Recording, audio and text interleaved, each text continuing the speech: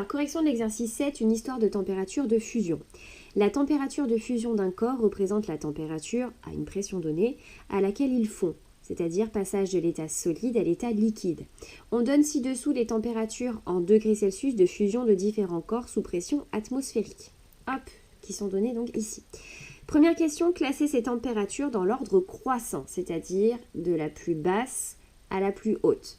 Alors, je vais regarder dans un premier temps, je vais me consacrer d'abord aux températures qui sont négatives.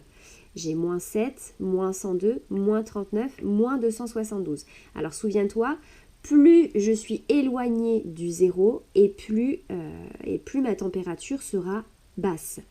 Ici, celle qui a la plus grande distance à zéro côté gauche du coup, eh bien c'est moins 272. Hop, et puis je vais barrer. N'hésite pas à barrer toi aussi, comme ça on voit un petit peu où on en est, on fait du tri au fur et à mesure. Alors, moins 272. Ensuite, si on se rapproche un petit peu plus du zéro, eh bien tu vois, on va avoir moins 102. Ensuite, on continue. On se rapproche toujours petit à petit du zéro. Hop, on va avoir moins 39. Et le dernier négatif, moins 7. Là, pour les négatifs, c'est fait.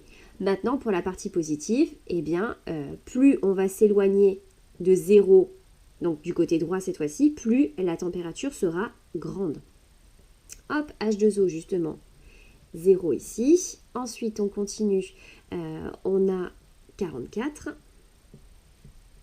Tac. Et puis ensuite, on a 115. Tac. Et puis 962. Et la dernière, 1064. Alors, question 2, effectuer une recherche pour retrouver le nom complet de chaque corps. Alors, ici, le symbole Cl, ça désigne le chlore. AU, moins évident de le deviner, c'est l'or. Ag, argent. He, c'est l'hélium, tout simplement.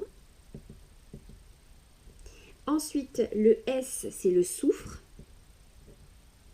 Bon, H2O, tu connais bien, c'est l'eau. Ensuite, Br, c'est le brome. Hg, alors celui-là, il n'est pas évident non plus. Hg, c'est mercure. Le mercure, pas très intuitif. Et ensuite, P pour le phosphore. Voilà, c'est terminé.